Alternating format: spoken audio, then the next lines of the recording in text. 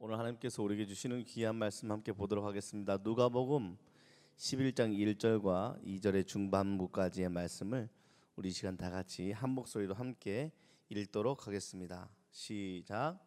예수께서 한 곳에서 기도하시고 마치심에 제자 중 하나가 여짜오되 주여, 요한이 자기 제자들에게 기도를 가르친 것과 같이 우리에게도 가르쳐 주옵소서.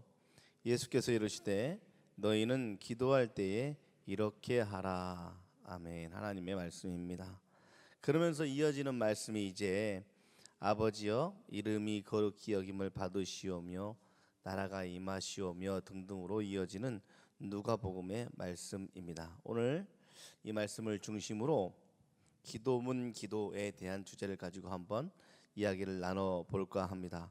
사김의 기도 6번째 시간입니다. 기도에 대해서 알아가는 귀하고 풍성한 이 시간 가운데 오늘 하루도 기도의 깊이를 한 움큼 더 파헤치는 은혜가 있으시기를 바랍니다.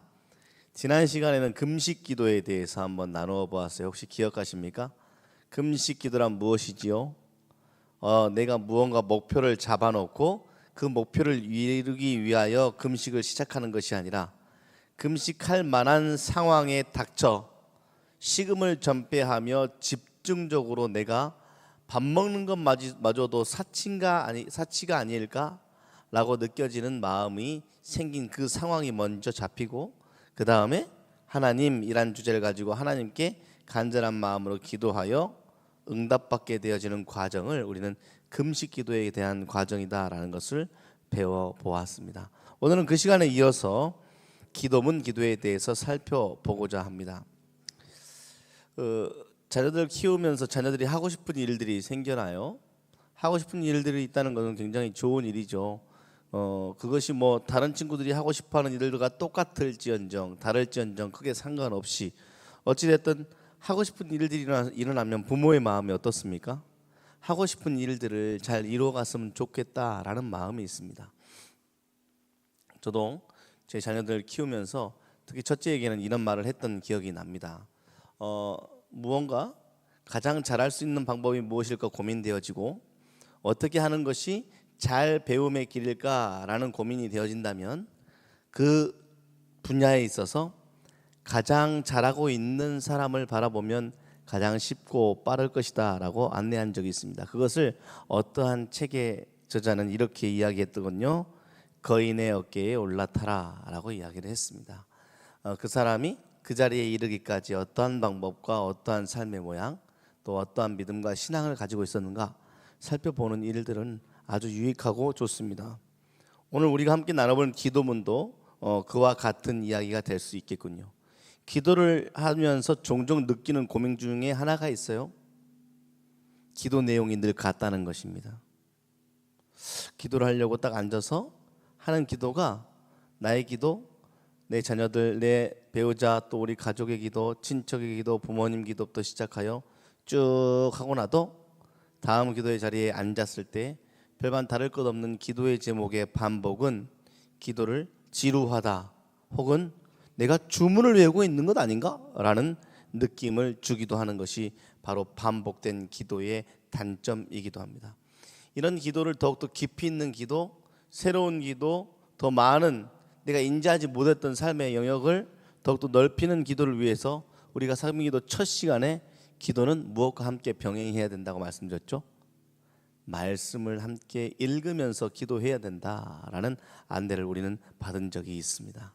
그래서 그냥 마냥 내 욕심을 하나님께 요구하는 것이 아니고 그래서 금식 기도거냐 단식 투쟁이냐라는 지난주에 나눔이 있었죠. 그래서 내가 식음을 전폐한 채 나의 요구를 밀어붙이는 그러한 것은 기도가 아니고 말씀 가운데 주시는 하나님의 은혜에 맞추어서 나의 삶을 점검하며 하나님 그러한 말씀으로 살아가기를 원합니다 라는 기도가 계속 이어진다면 기도는 매번 새로울 것이다 라는 사실을 우리는 잊지 않고 기억해야 할 것입니다.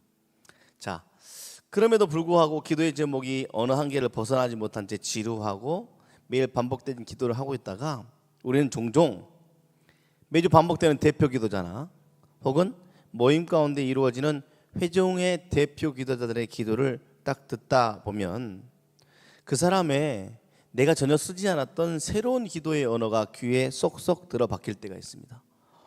야, 기도의 또 영역이 또 다른 분의 기도가 내 마음속에 싹 들어와 감동이 되고 그 기도의 은혜가 되는 경우들이 있지요. 그러면 나도 그동안 내가 기도를 어떻게 했었나?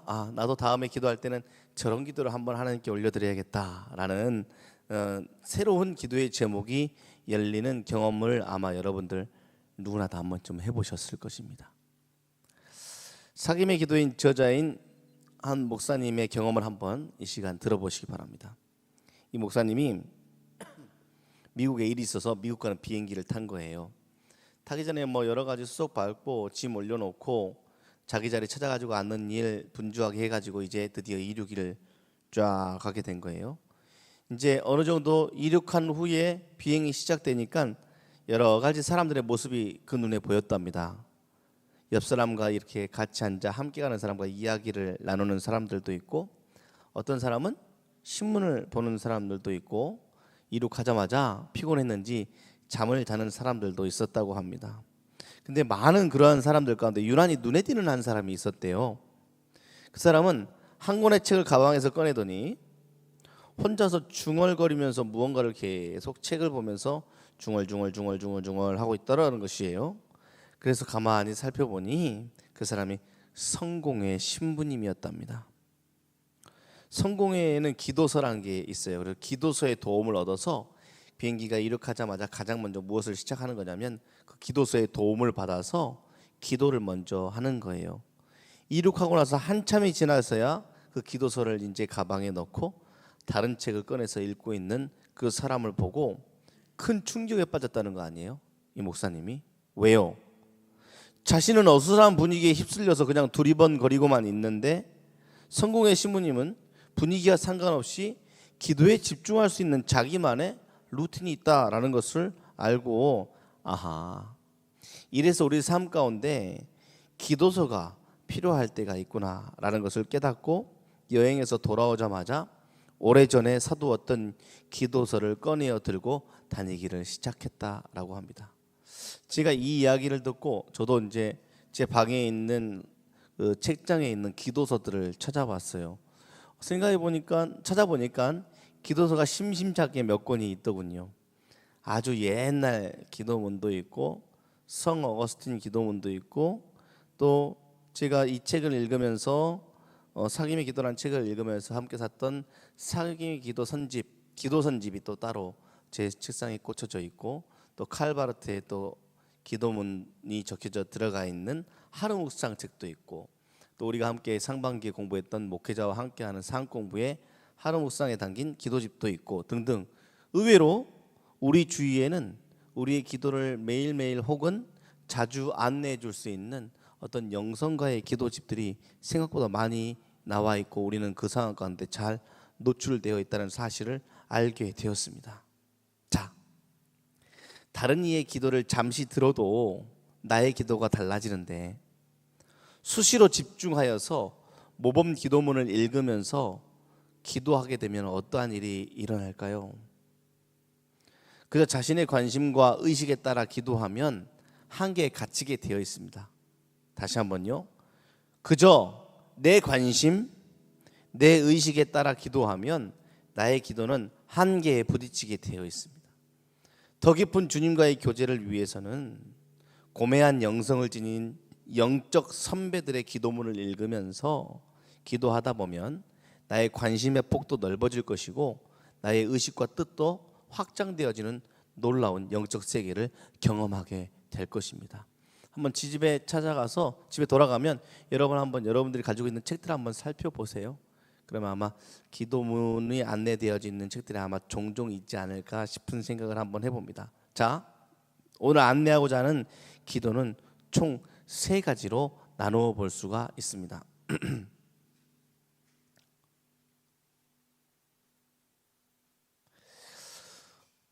기도문 기도의 방법 3가지. 첫 번째가 주님이 가르쳐 주신 기도의 방법으로 쭉 기도를 해 나아가는 겁니다.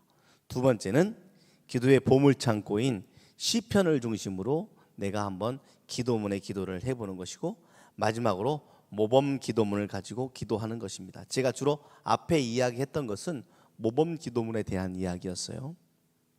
자, 첫 번째로 예수님이 가르쳐 주신 기도의 도움으로 기도드리는 방법을 한번 살펴볼까요?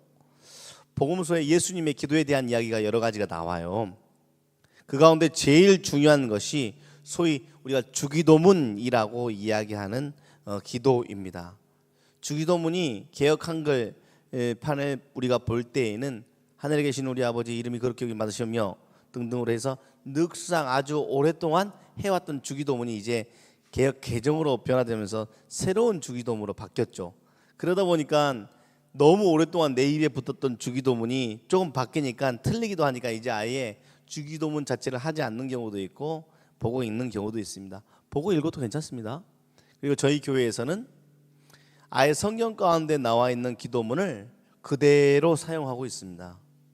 그대로 성경에 실린 그 기도를 매주 다섯째 주에는 예배할 때 사도신경 대신 주님이 가르쳐주신 기도를 함께 드리고 있지요. 성경에 있는 토시 하나 빼놓지 않고 그대로 가져와서 하고 있습니다. 우리가 암송하는 기도문은 마태복음 6장 9절에서 13절의 본문입니다. 근데 오늘 우리가 함께 읽은 본문인 누가복음 11장에 나와 있는 것은 훨씬 더 좀 축소되어진 것이죠. 우리가 다섯 번째 주일마다 하는 것, 그리고 여러분들이 하고 있는 주기도문은 어디로 가고요? 마태복음 6장에 나와 있는 본문입니다. 마태는 누구를 향하여 마태복음에 대한 내용을 집필했습니까?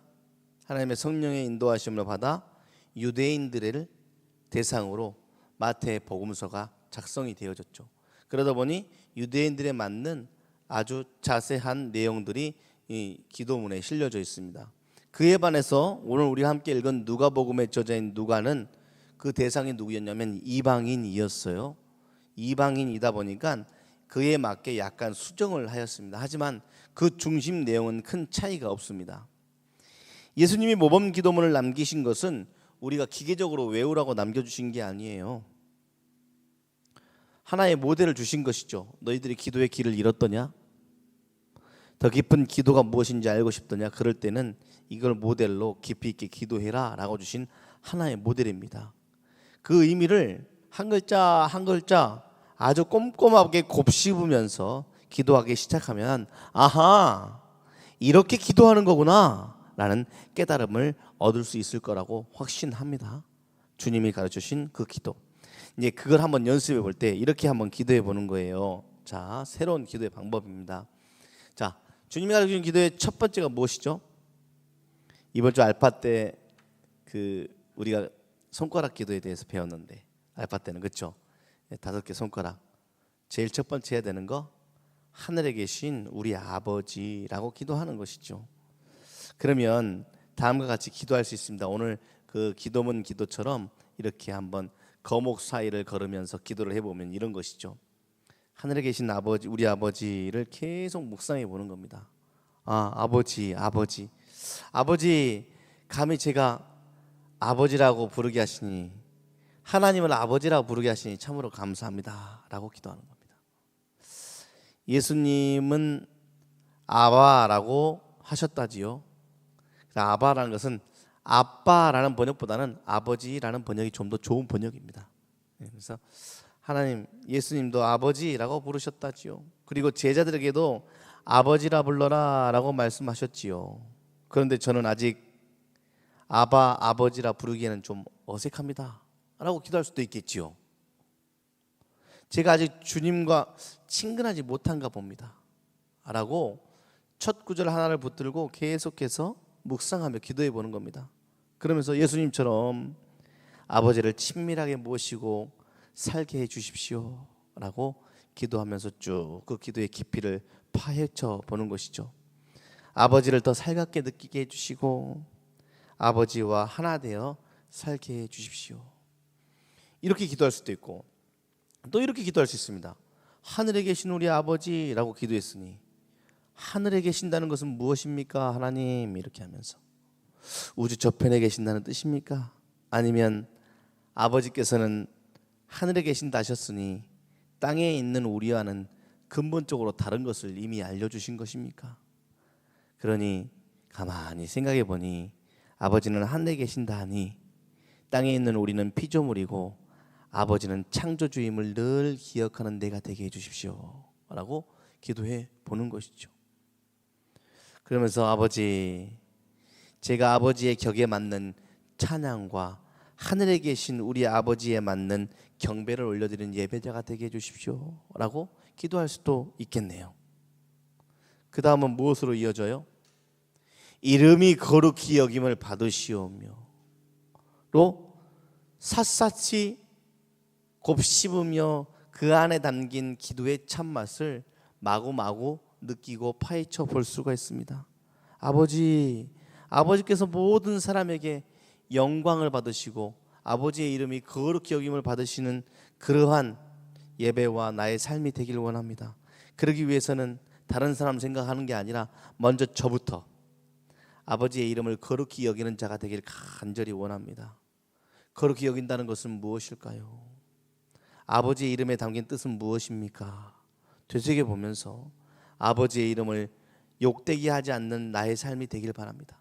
믿는 사람, 아버지의 자녀로서 이 땅 위에 두 발을 딛고 서 있는데 내가 아버지의 이름을 부르면서도 아버지의 영광을 가리우는 일이 없도록 나의 삶 가운데 도와주십시오 라는 기도로 쭉 이어가며 깊이 있는 모범의 기도를 통한 기도를 해낼 수가 있겠네요. 한 가지만 더 해볼까요? 다 같이 한번 따라 해봅시다. 시작. 나라가 임하시오며. 하나님, 나라 임하시오며. 그 전에 막 이렇게 앞에서 기도할 때는 막 나라는 임하시오며 막 이 조사가 무엇이냐에 따른 엄청난 논쟁이 있었는데 정확한 해석은 나라가 임하시오며가 확실한 해석이 맞습니다. 왜 하나님 나라가입니까? 고민해 볼 수도 있죠. 하나님의 나라는 도대체 무엇입니까? 하나님의 나라는 큰 의미 가운데 여러 가지 크게 두 덩어리 나눌 수가 있죠. 이 땅에 내가 살아갈 동안에는 하나님의 통치하심이 하나님의 나라요. 내 삶이 끊어진 그 이후에는 하나님께서 준비하신 천국이 또 하나님의 나라임을 늘 잊지 않게 하여 주십시오 라고 기도하는 것입니다. 제 삶에 과연 하나님의 통치를 인정하는 하나님의 백성으로서 하나님의 나라가 임하기를 바라는 마음으로 내가 나의 생각을 열었습니까 하나님? 아니면 꼭 끌어다든 채 나의 나라가 임하고 있습니까 하나님?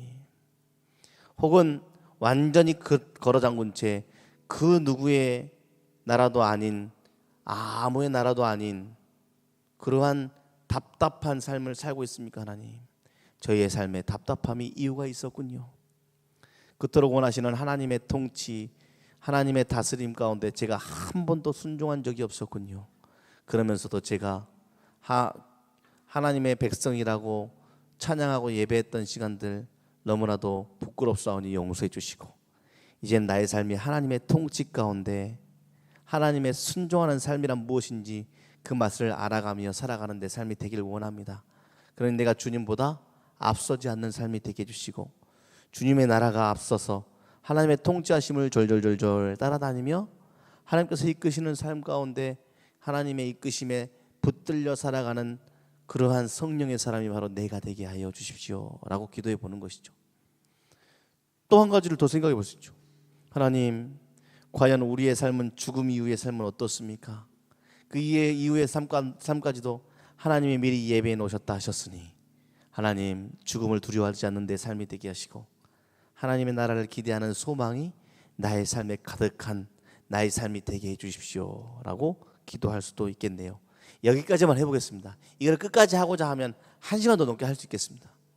그렇게 내가 기도의 길, 기도에 내가 무언가 벽에 부딪힌 것 같고 기도의 깊이에 흠뻑 젖어들지 못할 때면 무엇을 중심으로 기도하라? 주님이 가르쳐 주신 기도를 통해서 함께 기도하는 연습을 해보았으면 좋겠습니다. 자, 이제 두 번째로 시편으로 드리는 기도에 대한 안내입니다. 시편은 아주 훌륭한 기도문 모음집입니다. 시편은 노래이죠. 운율이 적혀 있는 거예요. 운율이 들어가 있어요. 그래서 원어를 보면 우리는 그걸 풀어놨기 때문에 여호와는 나의 목자시니 내가 이거 시편 아니고 맞나요? 시편 23편 맞죠? 여호와는 나의 목자시니 내가 부족함이 없으리로다. 이렇게 줄줄줄 읽지만 실제로 원어는 딴따단 딴딴 따단 딴따단 따단 같은 느낌으로 온율에 맞춰서 원어가 써져 있지요. 그런 시편이지만 노래이지만 그 안에는 찬양도 담겨져 있고 탄식의 마음도 담겨져 있고 선포도 담겨져 있고 감사도 담겨져 있고 소망도 담겨져 있는 기도입니다. 그러한 모습들은 다 다르지만 다양하지만 성격은 모두 기도와 같다라고 생각하면 딱 좋습니다. 그러므로 시편을 읽어가면서 그것을 통해 나의 기도를 드리는 것은 너무나도 좋은 영적 훈련입니다. 그래서 주의 한번 살펴보세요. 주로 무슨 성경을 읽어요? 라고 물어보면 꽤 많은 사람들이 시편을 좋아합니다. 시편을 종종 묵상하고 있습니다. 저는 매일 시편 한 편과 다른 성경 한 장을 읽고 있습니다. 라고 하는 분들이 굉장히 많습니다. 그런 데는 다 이유가 있습니다. 시편이 그만큼 우리들의 삶 가운데 직접적으로 힘을 주는 아주 삶과 밀접하게 얽혀져 있는 성경이기 때문에 그렇습니다. 그래서 시편을 기도의 보물창고라고 이야기하는 분들이 참 많이 있죠. 시편으로 기도하는 방법에는 특별한 것이 없어요. 다 같이 한번 따라하겠습니다. 그냥 읽는다. 그냥 줄줄줄 읽어보는 겁니다. 시편을 1편부터 150편까지 그냥 오늘 작정하고 한 장씩만 읽어도 시편 119편은 172절이냐 6절이냐 갑자기 생각이 안 납니다. 176절인가요? 176절이 아무튼 시편 119편 어마어마한 절기 있으니 그거를 한 11 정도로 쪼개어 읽는다 치면 어찌 되었든 반년 읽지 않겠습니까? 하루에 한 장씩 읽는다면 반년 이상 읽을 수가 있어요. 예. 그렇게 해서 시편을 그냥 줄줄줄줄 읽어보면서 천천히 읽어가다가 내 마음에 땡그랑 하고 맺히는 단어나 구절을 만나면 그 구절에 딱 멈추어 서는 겁니다. 여호와는 나의 목자시니 내가 부족함이 해서 부족함에서 딱 멈춰지면 그 부족함에 멈춰 부족함을 계속 붙들고 기도하는 겁니다. 하나님, 저는 왜 이렇게 부족함이 많다고 기도했을까요? 하나님, 저의 기도는 왜 항상 부족함만 채워달라는 기도했을까요? 근데 이 시편 기자는 왜 부족함이 없으리로다 라고 고백했을까요? 하나님, 저도 이제 부족함 채워달라는 기도보다도 부족함이 없습니다 라는 고백의 기도가 더 많아졌으면 좋겠습니다 라고 읽다가 멈춰진 그 자리에 마음에 맺히는 그 본문에 딱 우두커니 서서 그 본문을 심도 있게 묵상하며 그 본문을 붙들고 그 단어를 붙들고 기도해 보는 것입니다.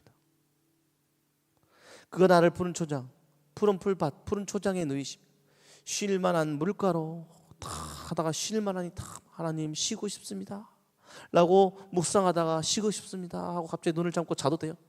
눈을 감고 이렇게 자도 되지 뭐. 어쨌든 그렇게 계속해서 무언가의 도움을 받으며 하나님의 자리로 이끄시는 그 인도하심에 받아 깊이 있는 묵상과 기도를 시작하게 되면 여러분들의 기도의 지경이 완전히 달라지고 차원의 깊이가 놀랍도록 달라지는 은혜가 있을 거라고 자신합니다. 그래서 제가 마지막에 이제 숙제 한번 내드릴 거예요. 이따가. 자, 한번 예로 들어볼게요. 저는 시편 23편 했지만 시편 84편 한번 보는 겁니다.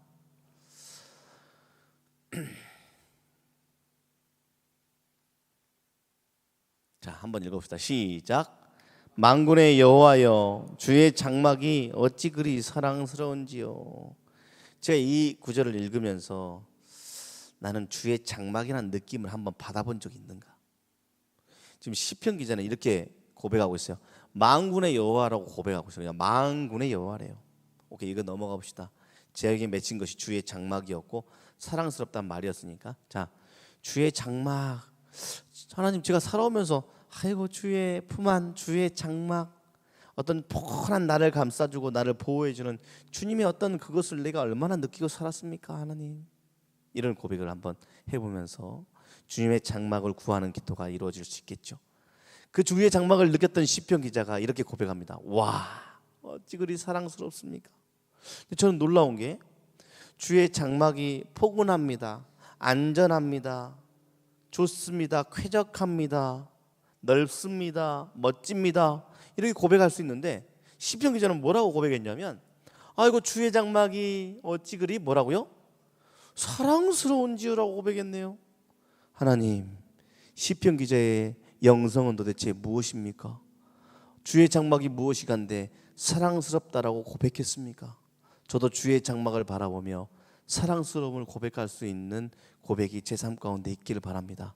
그러니 빨리 알려주십시오 라고 기도할 수 있겠지요.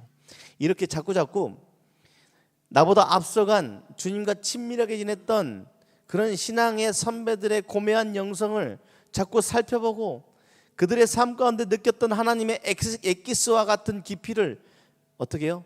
거인의 어깨에 서고 또 거목들 사이를 계속 걸으며 내 키를 키워가는 작업들을 한번 해보는 것입니다.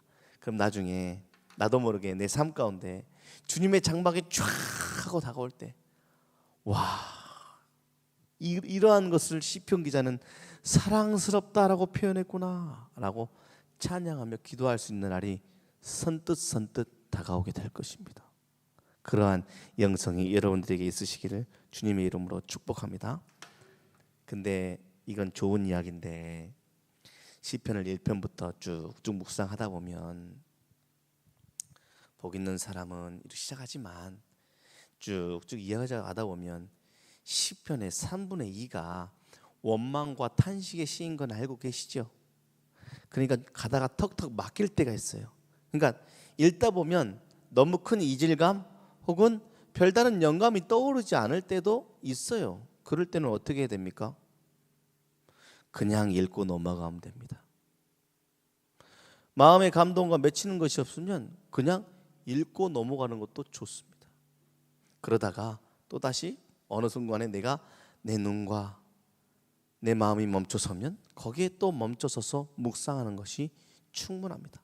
처음 해보는 분들은 굳이 기도로서 하지 않아도 괜찮아요. 시편을 읽으면서 같이 노래 부르듯 같이 기도하듯 읽다가 멈춰서서 조용히 그 단어를 좀 더 묵상해보고 지나가도 참 좋은 기도로 들어서는 좋은 발걸음이 될 것입니다.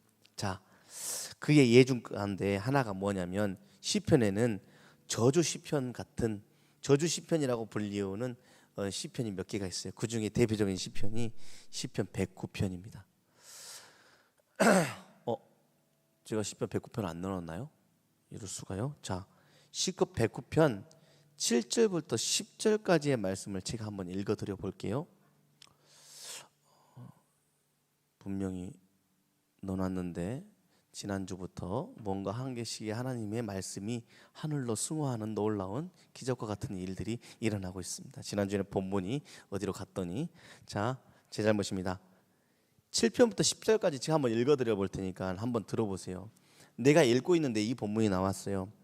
그가 심판을 받을 때에 죄인이 되어 나오게 하시며 그의 기도가 죄로 변하게 하시며 그의 연수를 짧게 하시며 일찍 죽으란 말이에요. 자, 그의 직분을 타인이 빼앗게 하시며 그의 자녀는 고아가 되고 그의 아내는 과부가 되며 계속 죽으란 말이죠. 자, 그 다음에 10절은 이렇습니다. 그의 자녀들은 유리하며 구걸하고 그들의 황폐한 집을 떠나 빌어먹게 하소서라고 쓰여 있는 게 시편 109편 7절부터 10절까지의 말씀입니다. 시편을 읽고 기도하는 중에 이런 내용을 만나면 당혹스러울 수가 있어요. 성경에 이런 기도가 있나 싶을 정도이죠. 자, 그러면 제가 이제 여러분들이 앞으로 시편을 가지고 기도하거나 묵상하게 될 일들을 예상하여 제가 지금 이런 시편을 만날 때에 대한 부분을 미리 안내하는 겁니다. 자, 이러한 부분을 만나면 어떻게 해석해야 되냐면 따라합니다. 정직한 기도. 정직한 기도라고 이해하면 가장 좋은 해석이 될 것 같습니다. 정직한 기도라는 말은 누군가가 구체적인 상황에서 드린 생생한 기도다라고 이해하면 됩니다. 여기 두 가지 의미가 있죠. 정직한 기도는 때로 마음에 있는 감정을 그대로 토해내는 기도다라고 이해하면 됩니다. 무언가 포장하고 꾹꾹 참고 눌러버리는 것이 아니라 그냥 내 안에 있는 감정에 솔직하게 자신의 감정을 하나님께 이야기해 보는 것이지요. 완전히 원수를 향한 저주를 지금 우리는 읽었잖아요. 7절부터 10절. 하나님 앞에 중심을 보시는 하나님 앞에서 우리가 감정을 속인다고 하나님이 속으시겠습니까? 그런데 우리는 종종 착각해. 너무나 자주 하나님 앞에서 믿음 좋은 사람인 양 연기할 때가 너무 많아. 그럼 어떤 결과가 나오는지 알아요? 나중에 그 기도가 변색되고 나도 더 이상 깊은 기도로 들어갈 수가 없어요. 그리고 기도가 주문이 되기도 하고 결국 기도의 참맛을 모르는 사람으로 평생 살아갈 수밖에 없습니다. 그러니 정직한 기도가 필요해요.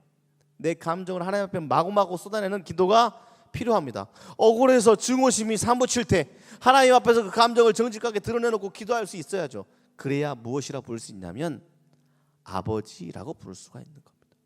내 자녀가 있어요. 내 자녀가 한 번도 내 앞에서 힘든 기색을 하지 않아.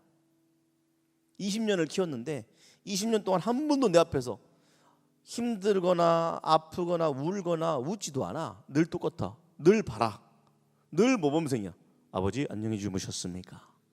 학교 다녀오겠습니다. 갔다 오고 어떠한 감정 라인도 하나도 보이지 않아. 그러면 걱정이 되지. 참 잘 컸구나라고 합니까? 걱정이죠. 아파도 심각하게 아픈 거잖아요. 우리가 아버지라 부르면서 기도하라고 하신 주님의 기도에 맞추어 우리가 정직한 기도, 하나님의 처사가 때로는 부당하게 느껴질 때 의문과 의욕이 삶 가운데 내 마음 가운데 사로잡을 때 내 감정을 억압하고 하나님 앞에 착한 아이가 되려고 노력하기 이전에 우선은 나의 감정을 하나님 앞에 쏟아낼 수 있는 용기와 기도도 필요합니다. 그런데 중요한 것은 시편 109편은 다윗의 기도거든요. 자, 두 번째가 더 중요합니다. 이 저주 시편이라고 말하는 저주 기도를 기도의 한 과정, 한 지점에서 드러난 기도로 이해해야 합니다. 뭐야, 다윗 대단한 줄 알았더니 늘 저주만 하고 살았네 라고 이야기하는 게 아니라 다윗도 힘들 때가 있었구나. 다윗도 사람이었구나. 다윗이 힘들 때는 이렇게 했구나. 그런데 중요한 것은 이게 끝이 아니야. 다윗은 이렇게 자신의 감정으로 죽도록 죽이고 싶을 정도로 말은 그럴싸하게 했지만 그의 자녀는 고아가 되게 해달라는 것은 그놈이 죽었으면 좋겠다는 말 아니에요. 그렇죠? 그의 아내는 과부가 되었으면 좋겠다는 말 똑같은 말 아니에요. 그 사람이 죽었으면 좋겠다는, 계속 죽었으면 좋겠습니다. 저놈 제발 죽었으면 좋겠습니다 라고 계속 기도하는 거 아닙니까? 근데 다윗의 영성과 다윗의 마음과 다윗의 기도가 여기서 끝이 나고 여기서 완결이 된 게 아니라 이러한 기도의 이러한 것도 하나의 다윗의 삶의 과정이고 하나님의 기도의 과정 중 하나였다. 이 과정을 통하여 그 다음 기도가 나왔다라는 것을 우리는 알아야 합니다. 그 다음의 과정을 아는 사람은 이 기도를 할 수 있는 자신감이 생기는 것이죠. 정직한 기도는 내면의 감정을 순화하는 힘이 있습니다. 원한과 증오가 가득한 마음으로 무릎을 꿇었다면 입을 열자마자 쓰디쓴 말들이 쏟아져 나올 것입니다. 하지만 그렇게 마음을 쏟아놓고 나면 격한 감정이 차분하게 가라앉고 차츰차츰 하나님 앞에서 평정심을 되찾을 수 있다라고 믿으시기 바랍니다. 그렇게 되면 이제 내가 무엇을 구해야 할지 알고 내가 얼마나 부족한 사람인지를 이해하고 인정하며 하나님 앞에 멋진 척, 착한 척 하지 않으며 솔직한 나의 모습과 하나님과 대면하여 기도할 수 있는 기도자가 될 수 있다라는 것이죠. 이렇게 하나님 앞에 정직한 기도, 주님이 가르쳐 주신 기도, 시편의 영성가들의 기도를 붙들고 꾸준히 지속적으로 진실되게 기도하다 보면 기도의 색깔과 톤이 점차적으로 달라집니다. 다윗이 죽여주세요, 죽여주세요, 가슴을 찢으며 이 정도까지 나올 정도면 얼마나 그냥 억울했으며 얼마나 비참했으며 얼마나 그 살벌함의 날이 선 다윗의 감정을 계속 쏟아내고 반복하여 진실하게 하나님 앞에 기도하다 보니 나중에 그 기도가 달라지고 다듬어지니 그 다음에 이어지는 그 선을 넘어선, 그래서 저는 이제 잠 못 이루는 밤이라고 표현하는 많은 우리의 인생 여정 가운데 우리가 이를 득득 깔며 억울함에 미쳐 속상함에 미쳐 잠을 이루지 못하는 그 잠 못 이루는 밤을 지낸 후에야 비로소 진실한 용서와 삶을 파악할 수 있는 깊이로 들어가는 것처럼 우리의 기도 역시도 이런 저주 기도의 터널을 거쳐야만 참된 용서와 사랑의 목적지에 이룰 수 있다는 사실을 우리는 기억했으면 좋겠습니다. 그러니 여러분 마음껏 기도하십시오. 오늘은 그렇게 기도 한번 해볼 겁니다. 그렇다고 다른 사람께 너무 크게 드리게 쌍욕을 하면서 기도하면 안 됩니다. 예의는 지켜야지요. 그러니까 하나님 앞에, 하나님 제 마음이 이렇습니다. 제 감정이 이렇습니다. 누구를 생각만 할 때마다 제 마음이 움츠러듭니다. 하나님 아직도 몇십 년이 지난 그 상황이지만 저는 그 상황을 생각만 하면 그냥 닭살이 파르르 돋습니다. 제 마음 가운데 있는 그러한 일들을 하나님 앞에 꺼내놓으니 하나님 이 마음 주의 장막 안에 거두시사 평안함으로 바꿔주셨으면 좋겠습니다 라고 기도도 해보는 이 저녁이 되었으면 좋겠습니다. 자, 이제 마지막으로 그 이외에도 우리의 앞서간 영성가들이 남겨놓은 기도문들이 있어요. 그것을 자신의 기도로 만드는 일들은 참 유익하고 좋습니다. 저 사람은 하나님을 어떻게 만났길래 하나님 앞에 저런 형용사를 붙였을까? 이 목사님은, 저 신학자는 도대체 하나님과 어떤 관계와 어떤 삶에서 하나님을 어떻게 만났길래 하나님을 그런 방법으로 찬양했을까? 나도 한번 그렇게 찬양해 봐야지 라고 하며 나의 언어로 그 영성가들의 기도문을 내 것으로 만들어가는 작업들을 꾸준히 하다 보면 여러분 진짜 장난 아닌데 기도의 맛에 푹 빠져 그 어떤 시간보다 나는 기도한 시간이 행복합니다 라는 고백의 기도의 영성가들이 될 줄 믿습니다. 제 멘토가 계셔요. 제 멘토는 기도하시는 분입니다. 정말로 제가 제일 부러운 분 중에 한 분입니다. 기도의 자리에 딱 들어가면 3시간이고 4시간이고 기도를 쫙 깊이 있게 하나님과 교제하다고 나오다 보면 어느 날은 한 10분 정도 기도한 것 같은데 3-4시간 기도한 적이 있다라고 이야기하는 그러한 시간적인 부분도 넘어서는 깊이 있는 하나님과의 교제를 맛보는 일들이 늘 부러웠던 게 저였습니다. 여러분들 모두도 좀 그런 데 욕심을 내보고 기도하는 일들을 가운데 가기 위해서는 오늘 제가 안낸 것처럼 영성가들의 기도문, 시편을 함께 묵상하는 기도, 또 정직한 기도, 또 주님이 가르쳐주신 기도를 곱곱이 씹어보며 기도의 깊은 자리로 나아가는 은혜가 여러분들께 있길 바랍니다. 그러면 어느덧 거목 사이를 걸으니 내 키가 어느덧 훌쩍 자라버렸네요. 근데 더한 은혜가 뭔 줄 알아요? 의도치 않게 키 자란 내 옆에서 나를 거목이라 이야기하며 내 사이를 함께 걷는 사람이 나중에 함께 생기게 됩니다. 이게 놀라운 교회 공동체의 신비로움입니다. 내가 애써 커 보이려고 막 이렇게 한다고 거목이 되는 게 아니에요. 교회 안의 권위와 교회 안의 직분이란 것은 함께하는 식구들이 그 안에 그 그늘에 쉬면서 인정해주는 권위만큼이 교회 안의 권위인 거예요. 억지로 권위를 만들어내다 보니까 항상 힘이 들어가는 거죠. 힘이 들어가면 어긋나게 돼 있어요. 때로는 부족하다 인정할 줄도 알아야죠. 때로는 운동회에서 춤도 출 줄 알아야죠. 이 이야기를 왜 했을까요?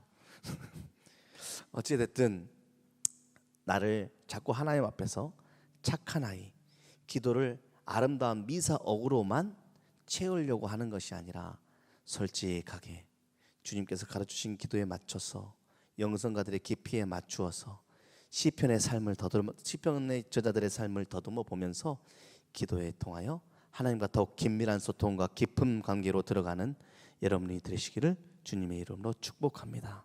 자, 이제 기도해 볼 거예요.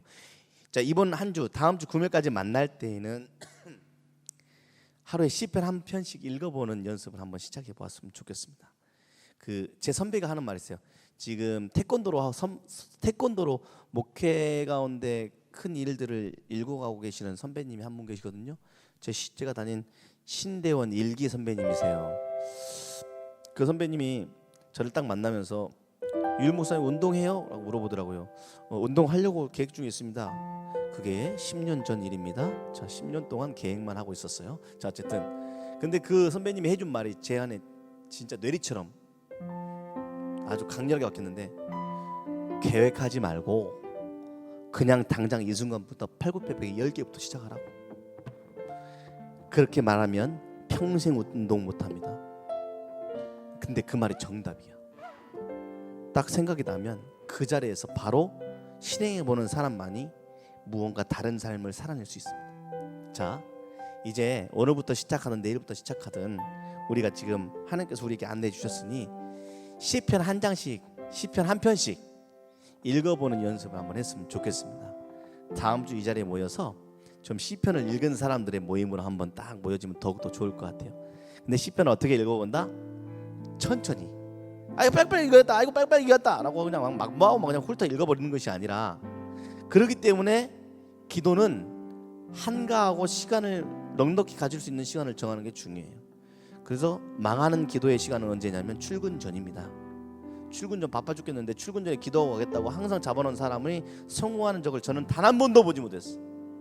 그러니까 여유 있는 시간을 떼어 시편을 천천히 읽어가며 그 시편 통하여 내가 좀 더 깊은 기도의 자리로 들어갈 수 있도록 시편 한 편씩을 묵상해 보는 일들을 여러분들께 권해드립니다.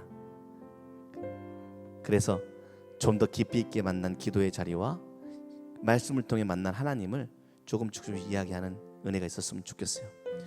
한 가지만 더 이야기하고 기도할게요. 제 멘토, 조금 전에 말한 기도의 멘토는 매일 성경을 묵상하시거든요. 제가 갈 때마다 언어가 달라요. 그래서 제 멘토예요. 갈 때마다 하나님을 만나는 언어가 다르고, 갈 때마다 하루를 해석해내는 언어가 너무나도 고상하고 고매하고 깊이 있고 신비로워요. 왜 그런가 싶었더니 제가 그걸 물어보니 제 멘토가 저에게 딱 한마디 했습니다. 나는 아침에 묵상한 큐티로 그 언어로 하루를 살아내려고 노력한다. 의도적으로 아침에 묵상했던 성경의 말씀의 언어들, 내 안에 박힌 언어들을 의도적으로 내 입술 가운데 꺼내서 대화하는 중에도 은연히 또 나의 삶 가운데 걸으며 보여지는 것을 그 말씀으로 이해하고 해석해 보려고 혼자서 미친놈처럼 이야기해 보기도 하는 일들로 20년이 다져지고 30년이 다져진 사람의 영성이 어찌 같겠습니까? 여러분들의 영성도 그러한 영성인 줄 믿습니다. 시편 한 편씩을 묵상하면서 이제 하루 가운데 쫙 복 있는 사람, 내가 복 있는 사람이었구나 라고 복 있는 사람으로 살을 살아봐야겠다. 복된 것은 눈에 담고 악인의 길이라고 생각하는 악인의 길은 눈을 감는 하루를 살아봐야겠다. 벌써부터 막 묵상이 줄줄줄 되네요. 그 길이란 것은 무엇일까? 막 계속해서 묵상하며 하루를 그냥 말씀에 그냥 깊이 안에 푹 빠져서 기도인지 말씀인지 막 모르게 막 계속해서 버무려가며 하루를 풍성하게 살아내는 여러분들 되었으면 좋겠습니다. 일주일의 삶이 주의 장막 안에 거하는 놀라운 은혜가 있게 될 줄 믿습니다. 그러다 보면 내 마음 가운데 가시 같은 미워하는 사람들의 미움이 쏙쏙 빠져나갈 수도 있고, 내가 민감하게 그것만 내 눈에 딱 띄었으면 그냥 팍 떨면서 반응했던 그것들이 무뎌져서 그럴 수도 있지 라고 넘길 수 있는 성숙함이 삶 가운데 다가오게 될 터인데, 그 일은 한 방에 되지 않는다. 반드시 기도로서 하나님의 도우심이 필요할 터인데, 하나님의 도우심을 받아들이는 기도, 모범의 기도, 기도문 기도를 한 주간 연습해보는 여러분들이 되었으면 좋겠습니다. 자, 이 시간 눈을 감아볼까요? 자, 오늘은 그곳 가운데 거목 사이를 한번 걸어볼 텐데, 다윗이라는 거목을 한번 거목 사이를 한번 걸어볼까요? 다윗은 대단한 사람이 아니었죠. 우리가 흔히 왕이라 생각하니까 대단한 사람이라 생각하지만 다윗이라는 사람은 참 허점이 많았던 사람입니다. 그렇죠? 예. 그 어릴 적부터 영웅인 다윗이었지만 자신의 뭐 여러 가지 상황, 뭐 이성적인 상황도 이겨내지 못했고 정치적인 상황 가운데서 늘 고민했습니다.